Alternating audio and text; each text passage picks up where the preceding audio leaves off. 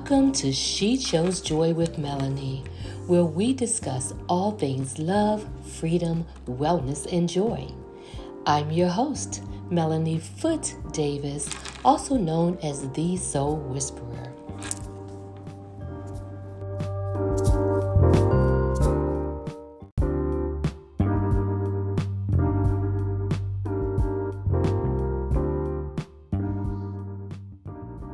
Many of us are seeking work-life balance, and it's aspirational, yet can feel so far away from your current reality. But what if there's another way to approach this whole idea of balance? Have you ever considered what life could feel like for you if you soften your approach to leadership, team, and a life of well-being? Well, I have the privilege and honor to explore other possibilities today with my guest, Emmy Beeson. She's no stranger to authentic learning and leadership and brings a wealth of executive leadership perspective to this conversation through her experience as CEO and superintendent of not one, but 2 school districts. Emmy understands the pressures of running a multi-million-dollar business and balancing the needs of employees, customers, and community while remaining true to her core values. So get comfortable, grab some water to stay hydrated, and tune in as Emmy and I explore various possibilities available to you, yes, even in workplace settings. Let's flow.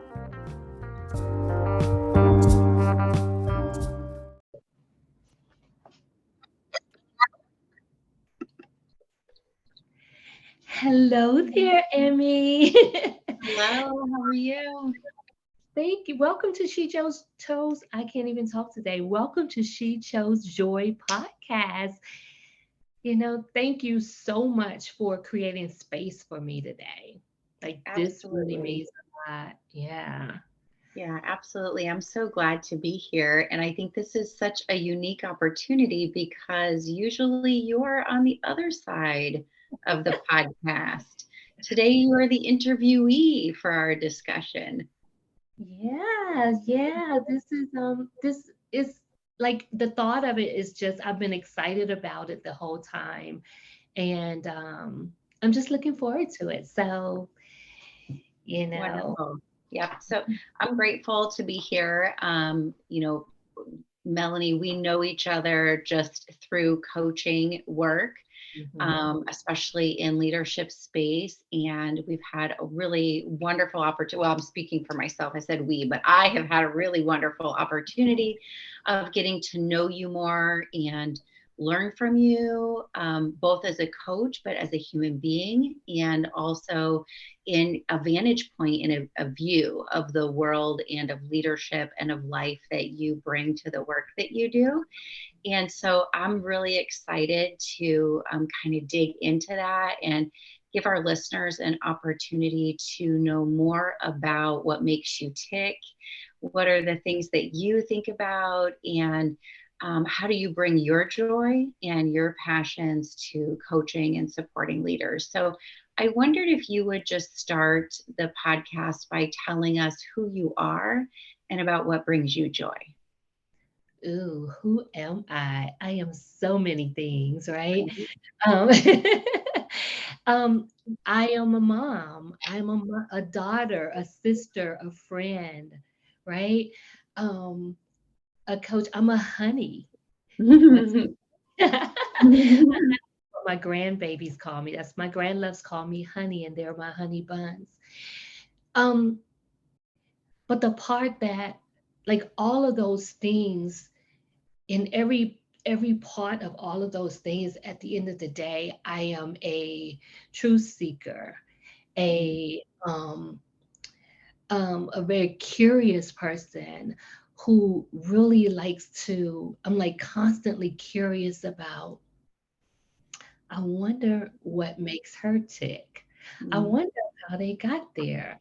ooh, Mhm. what would happen if we considered this? Like I Mm. come from a place of I wonder. Mm. Um, and and that is one of the things that kind of keeps me alive. It helps my alive meter, if you will, go like this. Boop, boop, boop, boop, boop. Just playing in that space of curiosity. Yeah. Yeah. I love that. And, your language reflects that playfulness and that curiosity. And I definitely have seen that in you in the times that we have worked together. And I love how you introduced yourself because sometimes we introduce ourselves or people ask, and it's, what do you do? Mhm. Or when people say, we're introducing ourselves and we want to meet somebody, but our first frame of reference is the Mhm. work that we do. And Yeah. you really provided us such a whole answer of all of these parts of you that make up who Melanie is. And I wonder if you could start the conversation by talking to us about, what does it mean for people to see themselves with that lens of a whole self? And then, we can kind of morph that into, what does it mean to see myself as a whole self at work, a whole self Mhm. at home? I wonder if you would speak to that. Yeah, thank you for that question. And so, if we, one of the things I didn't say when you asked who I am is that I am simple and I'm complex, right? Mm, There are so many layers to who I am, and there's so many layers to who you are. And mm, that's what makes us so wonderful, right? mhm, And so, being at this space where we are able to be in a acceptance of all of those parts of us, mhm, you know, being, it can be very eye-opening, very healing, and very gentle and compassionate to understand that all parts of us matter. And so I come from a perspective that self-love matters even in our professional life, because our love life, when we often think of it, we think of romance as our love life. And so we separate that from work. mm, But our love life is every relationship we have.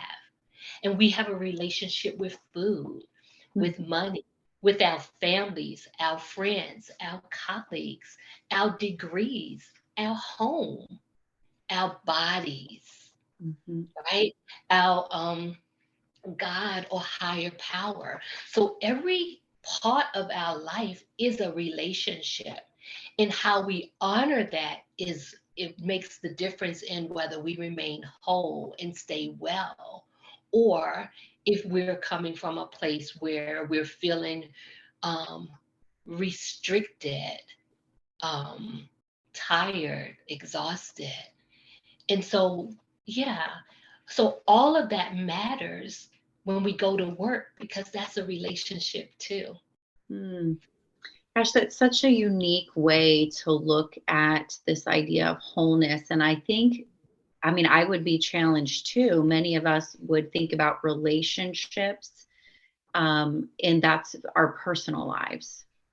And we would not make the connections between where we spend our time and our energy and our talents and our devotion, leading to that is relationship with whatever the thing or person or organization is. And so we limit how we approach those experiences because relationship is over here, this is Mhm. work. Relationship is over here, this is my finances. Relationship is over here, this is the task that I need to complete. And kind of turning that on its head to really think about, these are the relationships that I engage in, puts a different lens on this work, I think. Yeah. And here's the thing, like we've all done it, right? We're not alone, because when we think Mm, about it, like from, like what's driving our command center. So even even though we say we're separating it, is running, our thoughts about the other aspects of what we deem as personal is running in the background, right? We have our super conscious mind where that's our highest level of consciousness, our divine guidance, right? But then we have that conscious mind, what's present, what's right here, what's happening now right in front of me. Mm-hmm. And there's that unconscious mind of what's going on in the background. Yeah. That inner chatter, the unhealed wounds, the unresolved challenges that life has caused us, right? All of those things, like that unconscious mind that we are not aware of, is actually what's driving our decisions. It is why we react instead of respond to something that someone does or says at work, on the highway, at home, on the news. It's those pieces, and creating space to become aware of that Mm-hmm. is Yes, absolutely a game changer. The phrase running in the background is really speaking to me right now. In some of my work and conversations with people, I'm struck by how, we might be starting to work on something that is a work issue. Mhm. And then it slowly starts to morph. The conversation starts to turn to things that are more personal. I'm putting it in boxes and more personal. And then the client will say to me, "Oh, but that's my personal life, and this is work. My employer. I'm working on coaching with my employer. Those aren't. I probably shouldn't talk about that." And Mhm. the conversation about, well, who you are as a person is a whole person. If you figure out how to be a better person in your personal life, you will be a better leader here at work. If you figure out better leadership here, you will be a better person outside of this space.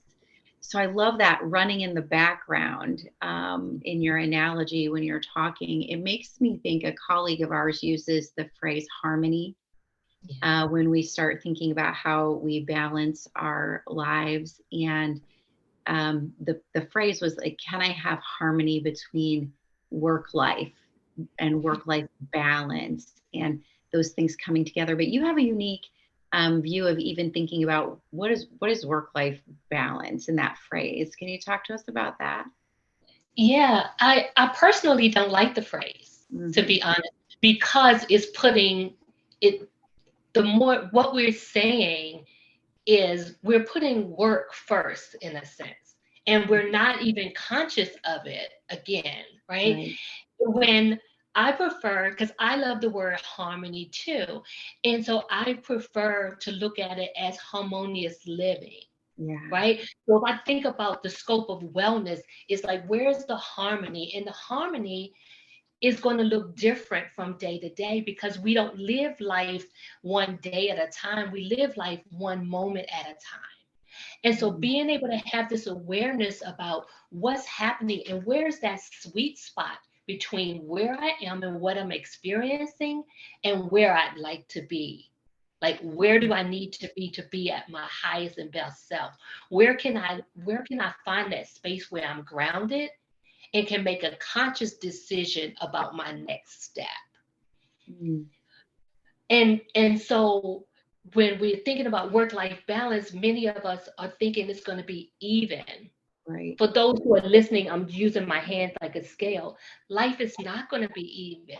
Sometimes things are going to be calling more of your attention over here and right here. And it's important for us to be able to choose how do we get to this center point where we can actually thrive, Mm-hmm. Yeah, right? that's a piece where we find the harmony. Yeah, and so there's that harmony between the this and the that, and how can they come together in this moment that Mm-hmm. will actually serve as we step into our path forward? How will what we do in this moment support where we aspire to go, Yeah. right? Yeah. And really quite often our work, the things, our aspirations are tied that are for work also are in support of what's happening in our personal life.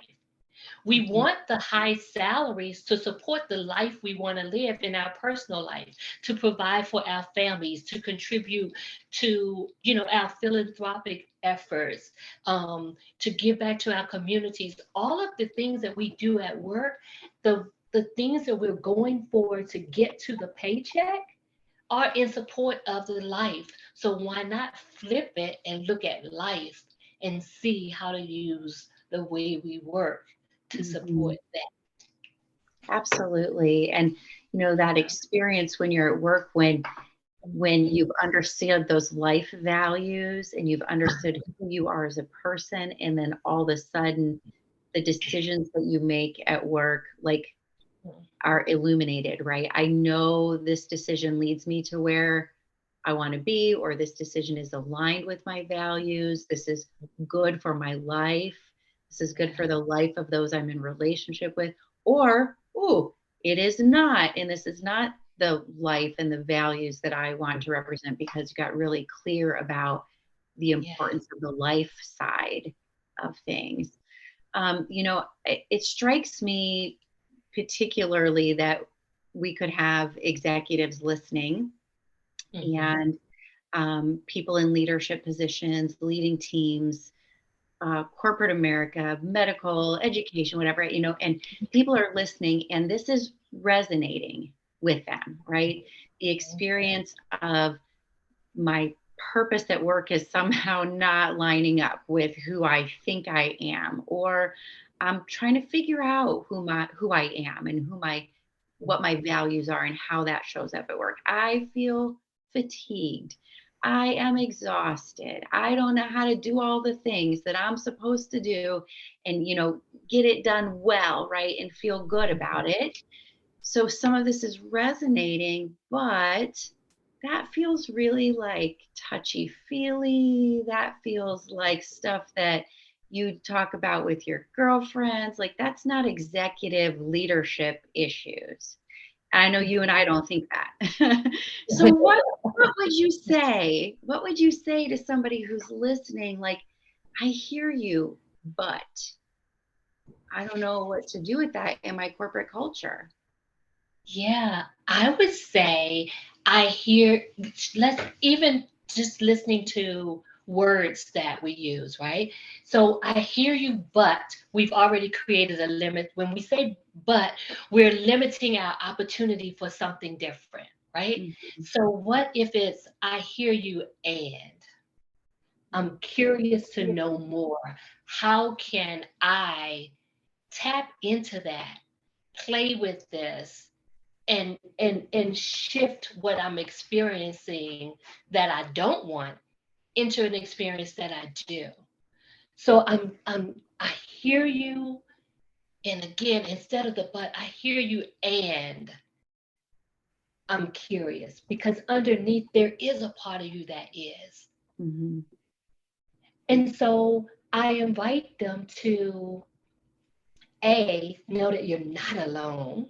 Mm. This is something that is all too common. The clients that I work with are the leaders of organizations like what you just named, Yes. right? Yeah. And the thing that we all have in common is that we're human. Mhm. And so we get to come from that have some compassion for yourself. So I would invite someone who's feeling this to give yourself permission to explore. At least explore your options. Book a conversation with me or someone else who is saying something that is calling you forth. There's no commitment there, but it's Mhm. worth exploring. Mhm. Because is fatigue and burnout what you set out to do? Did you wake up this morning and say, my goal is to be as exhausted as I can today? Yes. Yeah. My goal is to create stress today, Mhm. right? Right. Right. Right? That's not our goal. our aspirations are to be able to come home to whomever we come home to, whether it's a pet or another human soul, right? But we want to come home well. Yes. Yeah. It's so interesting. Like I'm a big fan of and the being curious. I hear the invitation to challenge the thinking. And I hear so much, even unintentional. It's like, I am a better employee or I'm a better leader if I worked more hours than you. I sent more emails than you.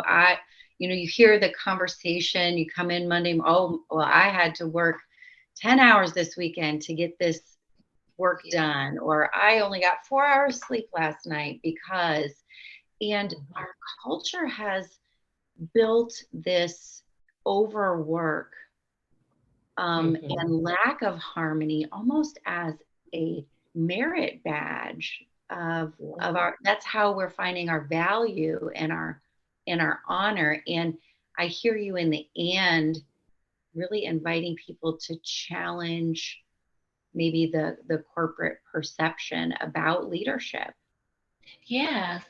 And thank I so agree with you in terms of the culture, because that is what's running in the background, like going back there.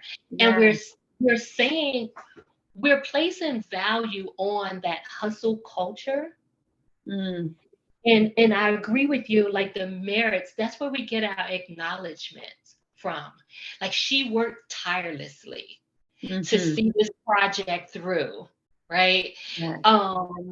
All of these things where we are feeling like we have to, again, looking at the words that we're using, if the thoughts, let me just pause here and say, if the thoughts in your mind that are running in the background, as your inner chatter is saying, I have to get this done, I need to finish this, I've got to, I'm supposed to, then take a breath.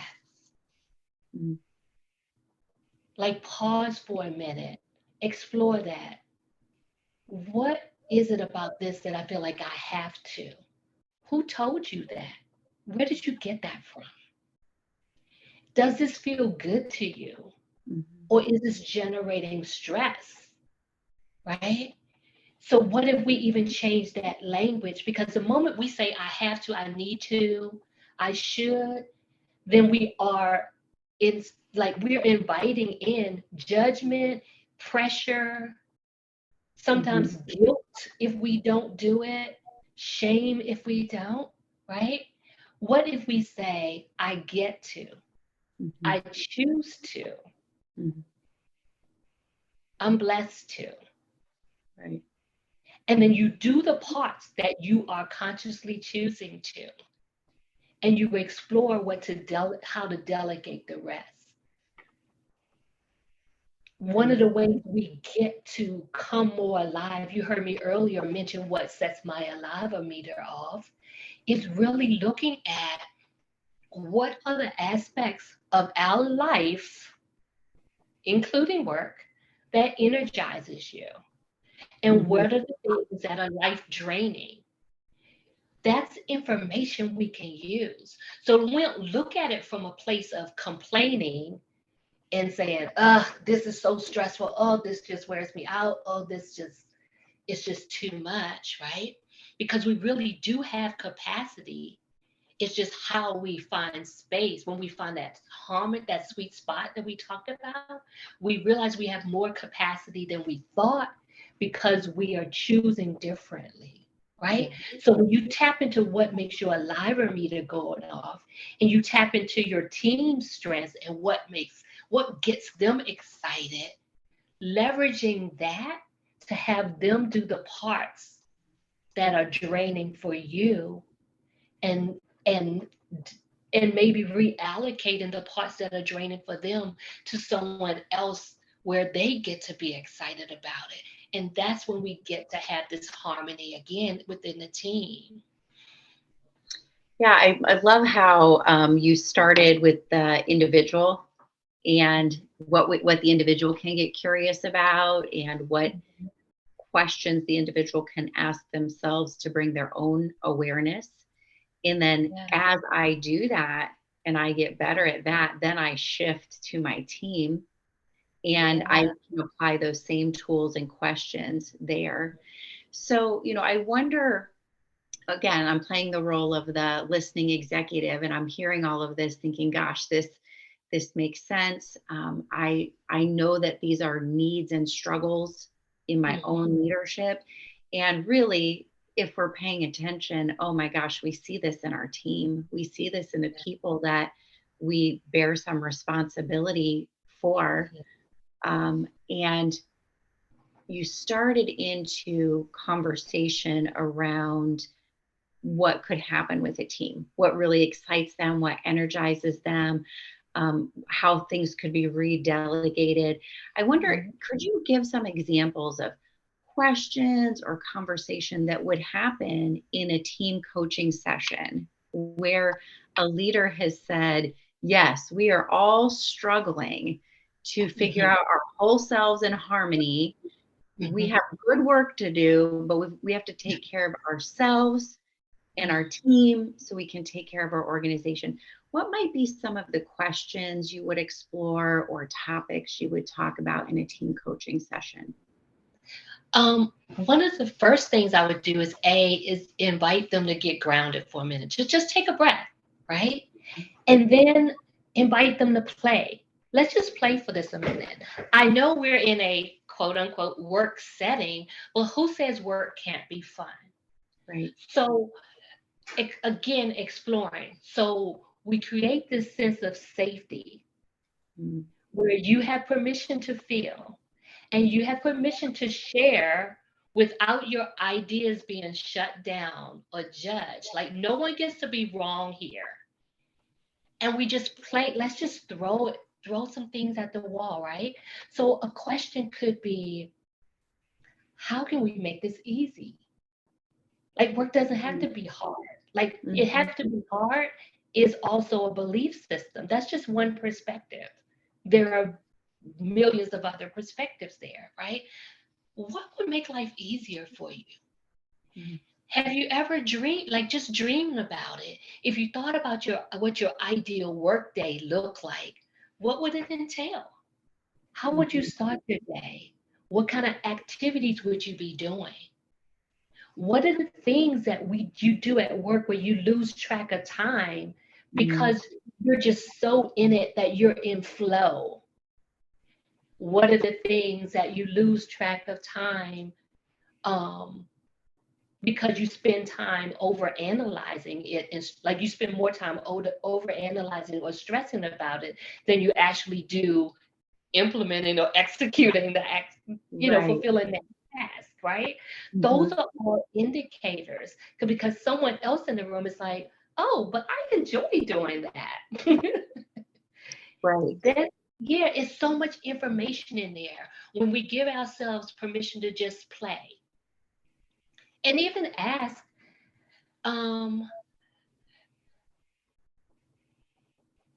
if it was one thing you could take off your plate, what would that be?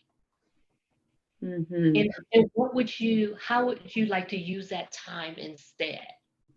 And then you take all of that and you tie it into the organization's goals, their values, this shit, what are the stakeholders looking for? Like we remember what the goal is, but is there an easier path to get there where we all get to show up in love and compassion, in unity, and work on this together? Yeah. Go ahead. Did you want to say something else? I was going to say, it also calls for letting go of something, like accepting that we're not in control of everything. We don't get to control the people we work with. We get to guide and lead and teach and train. But we do not get to string them like puppets and try to control their every thought and move.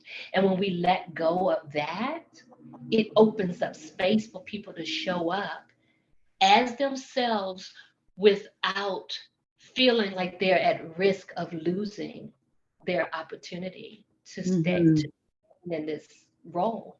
Yeah, absolutely. There's so many good nuggets in what you just shared. I want to debrief it a little bit, say, this is what I heard you say, and we can kind of go from there. But the first thing that really stands out to me when you're talking about team coaching is going back to the very beginning of this conversation, where you're even introducing yourself as this whole person.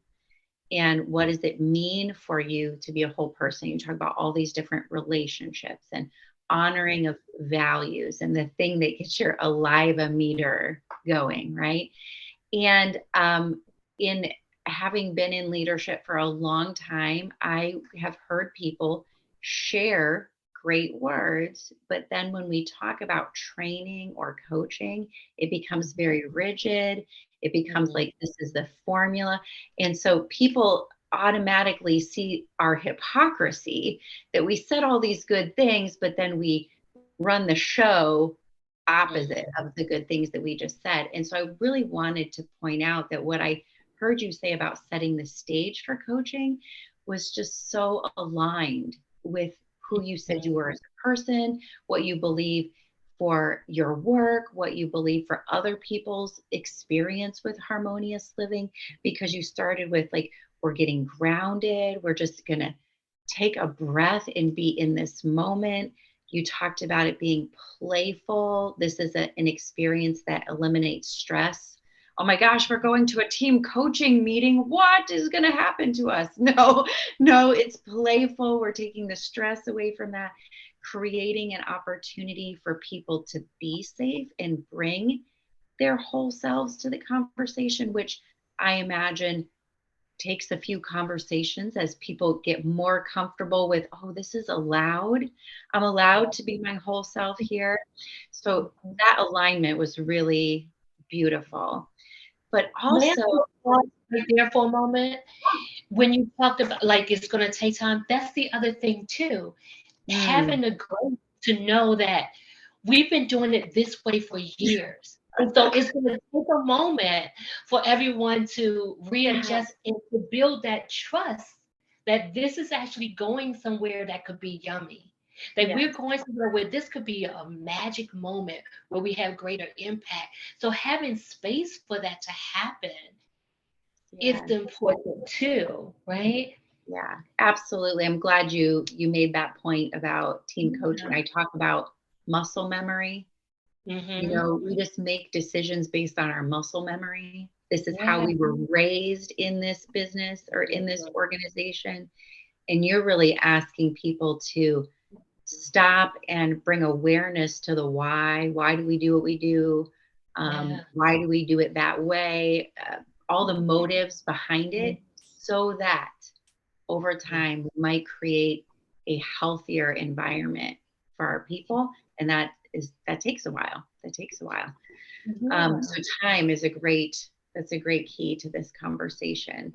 The other thing I thought was really interesting is how you described play. And for people who are listening and not watching your body language, when you start talking about playing in this moment, right, there is aliveness. Like her hands are up in the air, she's moving around, she's smiling, she's excited.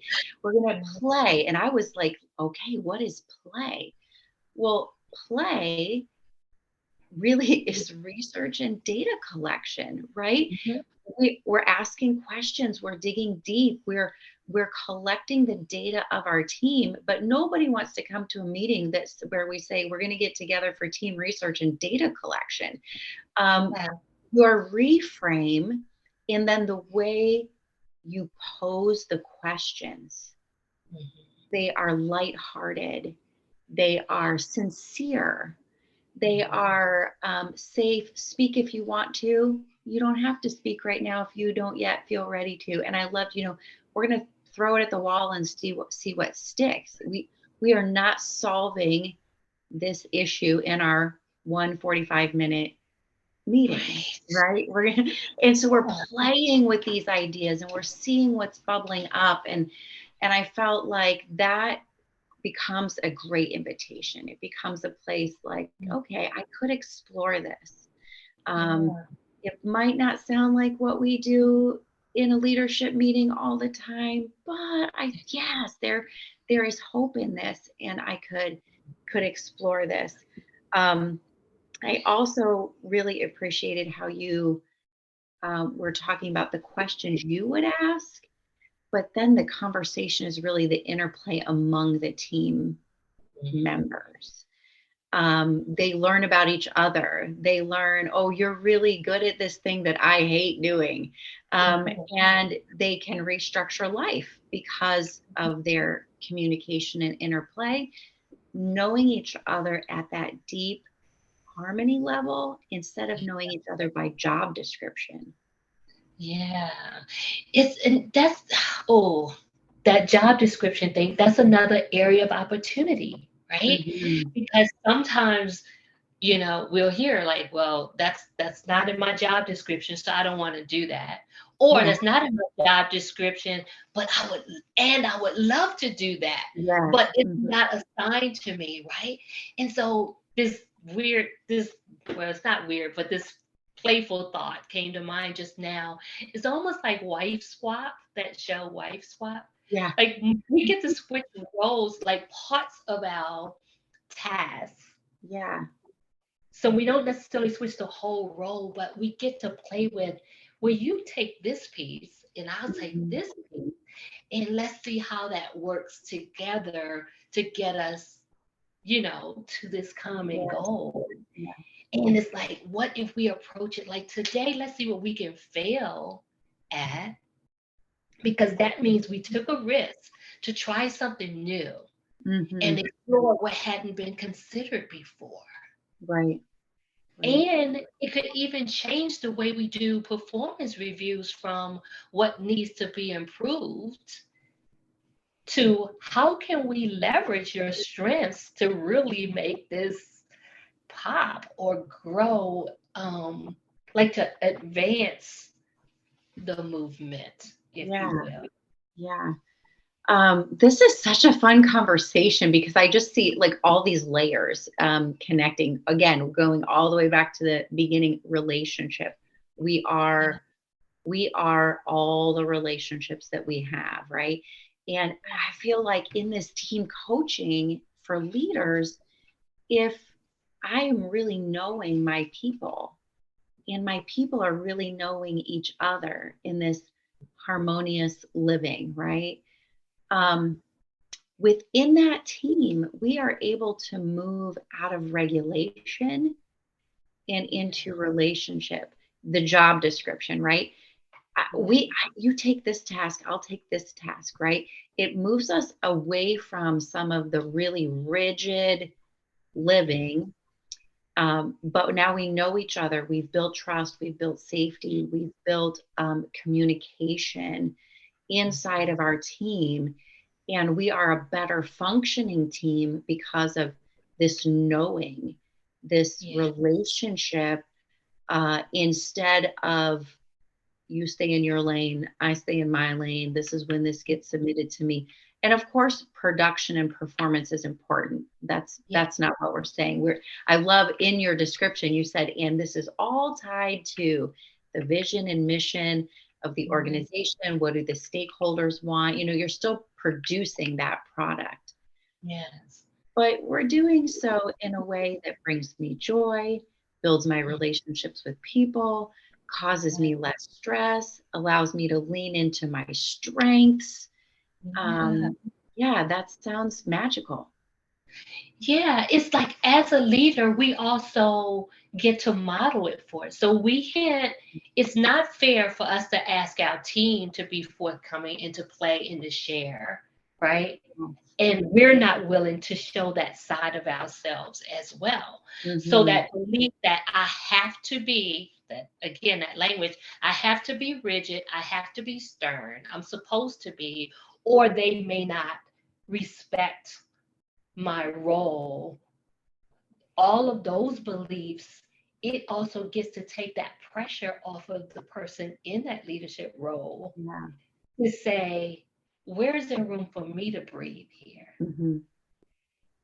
because sometimes we're not as leaders as open to being um, vulnerable, if you will, or showing compassion because we've been taught, depending on, our story, we've Yeah. been taught that Yeah. that's not what a leader does. So we Mm, get to redefine what leadership looks like within our teams and our organization, and yeah. create a culture of, like, we talk about diversity a lot, but it's not limited to, your ethnicity and all of that. It's also like a diversity of thought and Mm, perspective and gifts and talents. And how do we take all of these things and find a way for them to play well together, yeah. and Yeah. not trying to change who you are? Mm-mm. Instead, is accepting who you are Yes. as you are. Hmm. Yeah. And in that awareness Mhm. of who I am, Yeah. then I have the power to make the choices to say, if I want to be somewhere else 5 years down the Mhm. road, I Yeah. now know who I am. I know what my skills are. I have awareness about how Yes. I'm operating that I didn't have before. And if I choose to make changes or course corrections, whatever, to get me to a Yeah. place that helps me to live that fuller life, now I have the awareness to do that. Mhm. Yes. I'm so glad you mentioned awareness, because the awareness is so key. Mm-hmm. When we're aware, then we can make a conscious decision about the Mm-hmm. next step, right? And when we're not aware, we can be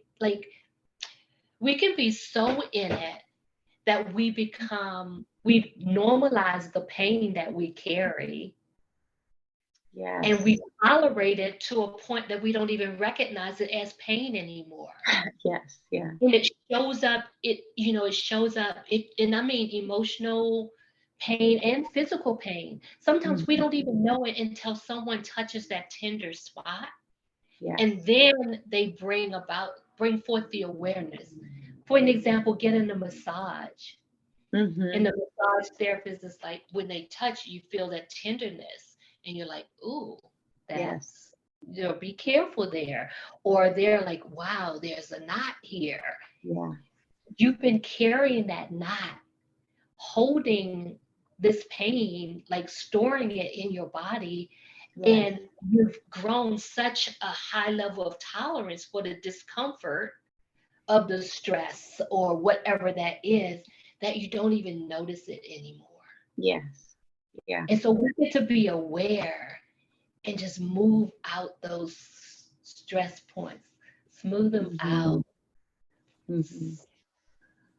make space to heal that tenderness that even shows up at Yeah. work. Yeah.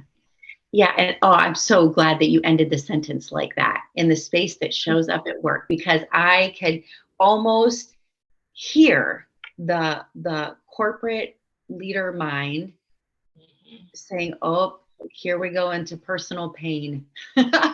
Oh, here we go into, even though we've had this whole discussion for an hour about the Yeah. whole, right, our Mhm. our harmonious living.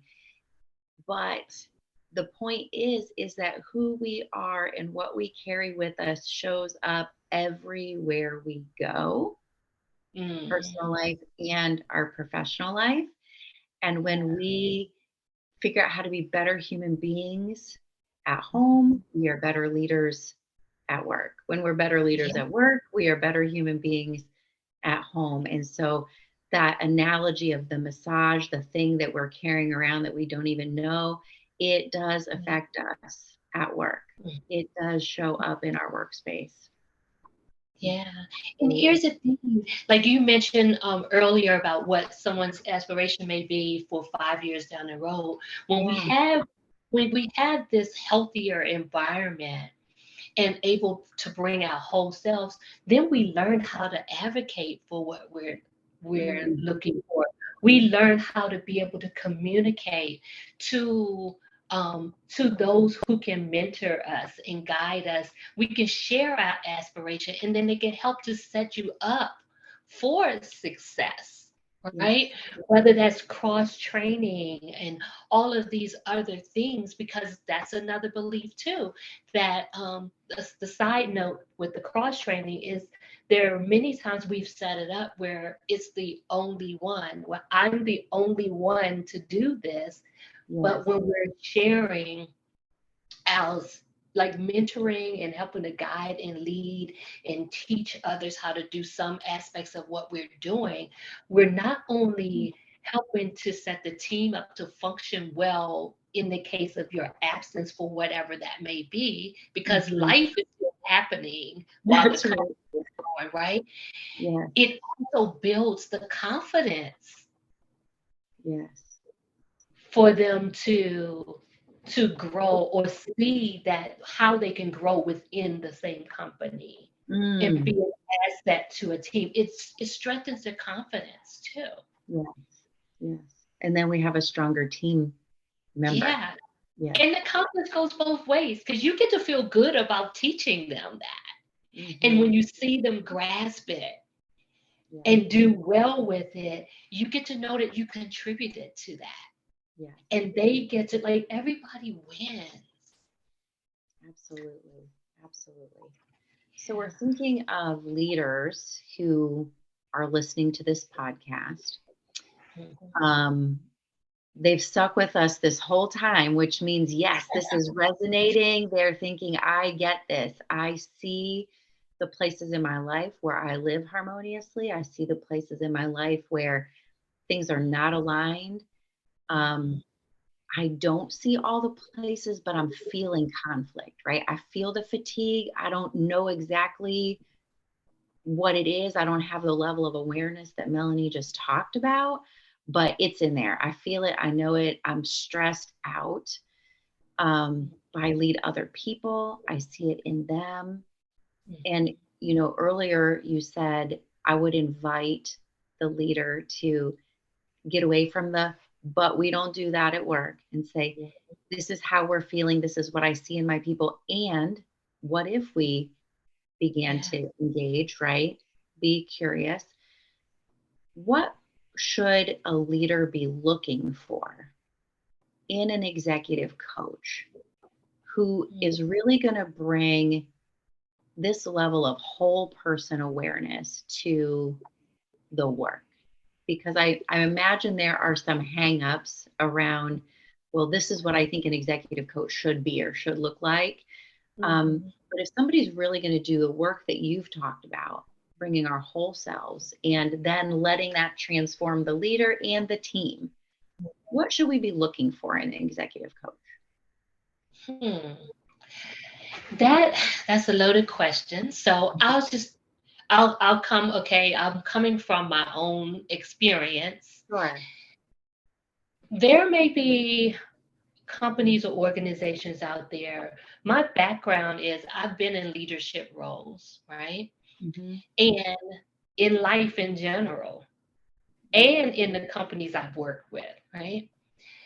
And but I may not have necessarily been in the C-suite of corporate America.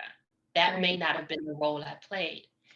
But here's the part that people don't know is that I've still been a coach to leaders within the organization, even though I may not have been hired by that company to coach them. So let me give you some examples. So, for example, the clients that I work with are quite often in the C suite of these corporations. They come to me partially because they need this soft space to land.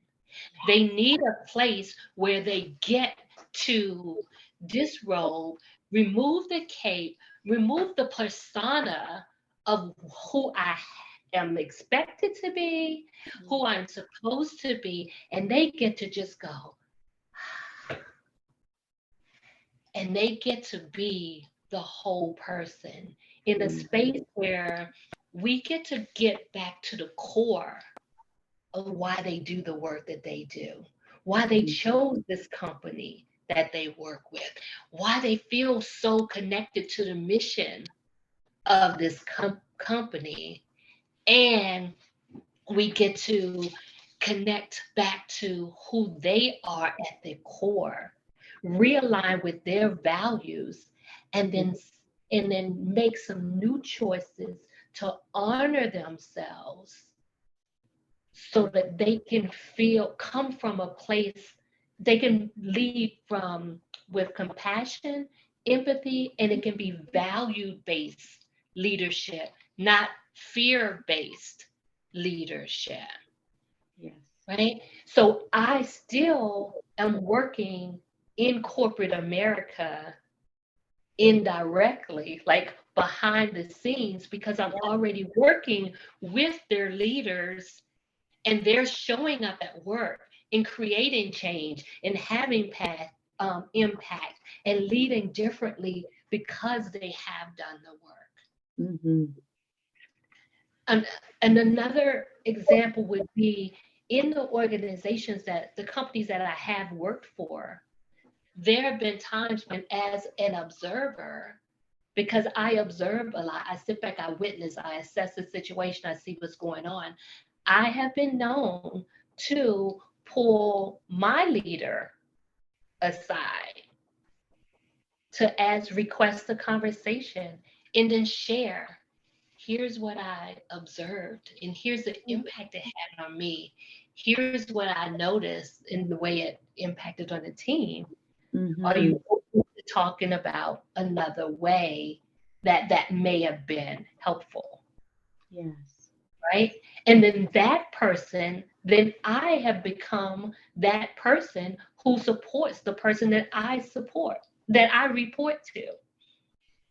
I have become their confidant, the person they run things by, the person that they at work will, when they're not in the front of their teams, where they're able to do that same thing. Take a breath and Yes. say, you know what, today is real, I'm really struggling today. Mm-hmm. So I shared all of that to go back. That may have been a loaded answer to go back to what can people look for. Sometimes there's a blind spot. There are many times that companies and organizations are looking for someone who is identical, has an identical resume Yes. to their team. And the blind spot is that they sometimes need someone who can actually see it from a different perspective, Absolutely. right? Sometimes someone who's been in that role also are too close to the situation to see the whole Mm-hmm.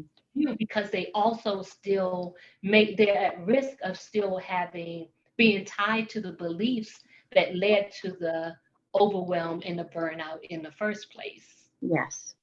Yeah. and a fear of getting away from that construct.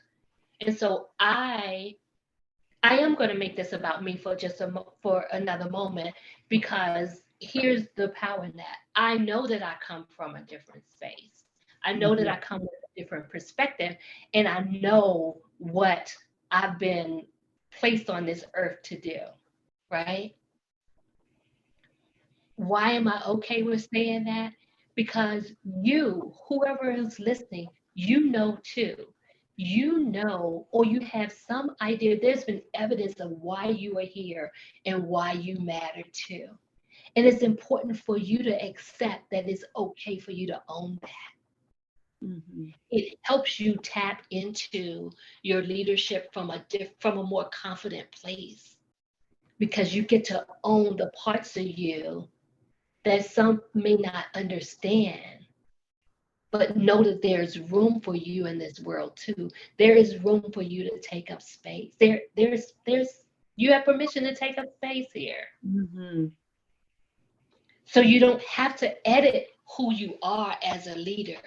You get to be your highest and truest self. And by doing so, you look to work with someone who can see the spots, the areas that you're too close to see. Like there's a saying, you can't see the picture when you're the frame. Mm-hmm. Yeah. So you need someone who can actually hold space for you to be in your truth, listen without judgment, assess, like look at what it is you're trying to go, like what your aspirations are, get to the heart of why it matters, Mm-hmm. and just provide space for you to source solutions. Yes. Does that make sense? Absolutely. And this last piece right here, you put a cap on it, right? Like you're coming back to, this is the space where you can just be you. You don't have to be the leader with the cape. This is the safe space. This is where you're going to really dig into questions for awareness of yourself. So a great recap, but also this really beautiful call to freedom for people. And Yeah. I love how in your answer of how you are going to show up as a coach, I'm going to come with an outsider perspective because I probably didn't hold the exact role that you are holding in the organization that you are in. But all of my coaching skills are coming with me. And you talk about who you are, right? Like this freedom to be me, to not necessarily be like everybody else. That's really the blessing and the benefit, right? That the coach is not like everybody else. But in your answer, it also was this beautiful call to freedom for whoever is listening. That maybe you've listened to the podcast and you have some ideas generating about things that you might need, some direction you might go with coaching, ways that you might support your team. But running in the background is me and who I am. And am I being true to my values, to who I'm called to be? And am I showing up differently than Joe Schmo next to me? Because we're all supposed to look the same. We all do the same, right? And so in your answer about your own life, you really beautifully, I think, invited other people to walk in that freedom, to be yourself, know who you are. You're invited to get to know more of who you are if you don't, but know who you are and like walk in peace of that. Yes, absolutely. Like that is really, you mentioned the word conflict earlier, like someone may be listening and being in conflict. A part of the conflict is because your heart knows. Yes. Yeah. Your heart knows where you really, what you really, um, where you really want to land, where you feel most free, most alive, most at ease, and your head is trying to find the logic in it. Yes. Yes. And so if you were to put the logic to the side for just a moment and give your heart permission to sing, what would that song be like? Mm-hmm. Yeah. You know, what is that rhythm? Mm-hmm. And to every leader listening, once we discover that rhythm, then it is all of the logical, technical skills that we bring to the table that we employ to bring that song to life, not the other way around. Absolutely. Yeah. And the beauty of being curious about all of this is that it helps to eliminate it reduces the assumptions that are made about who I am, who you are, why we can't work together. It takes all of that off the table and gives us room to say, huh, I actually have more in common with you than I actually thought. So there's the differences, but there's also that common thread that runs through that we find in these spaces. Yeah. You have a beautiful way of asking these questions. I am, oh. This has been a fun conversation. And I wonder if we were just going to wrap this all up with a beautiful bow, for our listeners. And I feel like this has come through, but to just put this all together, talk a little bit about why this is your area of passion and purpose in your work, and we'll conclude with that. Why this is my area in compassion work. So here's something that I wouldn't typically say, that we don't typically talk about in a corporate setting, unless it's like a nonprofit or something like that. So it has become very clear to me that a part of my assignment or purpose in the sacred work that I do is aligned to generational healing. And I was given a vision, and the vision that was gifted me was to connect with those who are in positions of influence, those who lead, because people are watching. People want to be like you, those of you who are leading, you are influencing their decisions, their every move. People are looking up to them. And so the vision that was given was to pour into those who are in position of influence, give them space to reconnect with who they are and their soul calling. And then they will in turn lead differently, and just organically, everyone who's in their circle of influence will begin to shift too. And the healing will begin. They will come home differently. Like you work in the education system, right? So for example, if we were to teach, we can teach the children all we want, but if we don't actually share that same tools, those same systems with those who are responsible for raising them and helping them to, like, creating space for them to learn and grow, thrive, then there's going to be a disconnect, because the children won't have the support they need, because the person leading them doesn't have the information, doesn't have the tools, doesn't have the resources. So you work from the top down, if you will. So we will lead our families differently. We will lead the organizations differently, our companies differently. We will lead our personal lives differently. And so that was something, I didn't make it up. I literally saw it all in a vision. And so this work is important, because when we go to work whole, we get to come home whole. Yeah. When we leave home whole, we get to go to work home whole. And we get to help those watching you, you give them permission to do the same. Absolutely. Absolutely.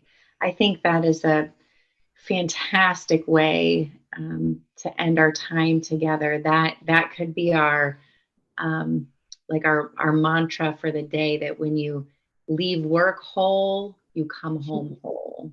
When you leave home whole, you come to work whole. And really, this whole conversation is about being my whole self, no matter what environment I'm in, and moving away from the idea that I can balance work and life and just live my life in a way that is harmonious, and work is a part of the life that I live. This has really been amazing. Thank you so much for your time. Thank you so much for leading this conversation and helping to facilitate this. Yeah. And I want to just add one more thing about that leaving work and or leaving home and go to work. It's like on your way there, you're different on the highway or on the bus or the train or the whatever. So because remember, it's all relationship. So your relationship to the way you travel to get to your destination, is different. And so it does really impact our entire lives. Mm-hmm. Whole, healthy, and happy people all the way around. Yeah, does that just like feel warm and fuzzy just thinking about it? Yes. Imagining a world where we're all healthy and whole. Yeah.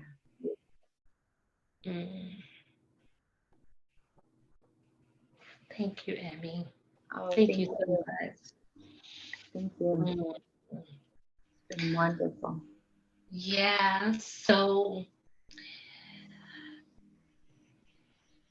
we've talked about, this whole thing about creating a harmonious life.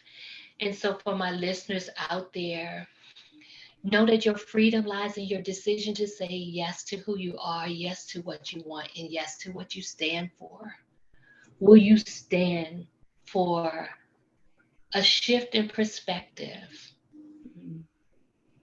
about what life can look like for you, even at work? Thank you for tuning in, and I'll see you on the next episode. Toodles. Bye-bye.